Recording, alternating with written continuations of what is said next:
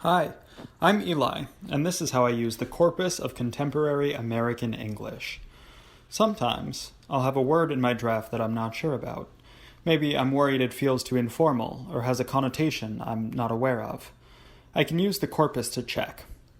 Say I'm writing a paper on the English Restoration and I want to point out that Charles II was cute.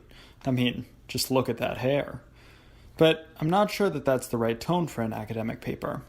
So I go to the corpus homepage, click on Word, and enter cute. It shows me that this word is much more common in TV and movie dialogue than academic writing, and the examples seem to back this up. So let's try a synonym. This looks like it's more common in academic works, so I'll go with this one. That way, my professor will be more likely to know what I mean, and hopefully to agree with me.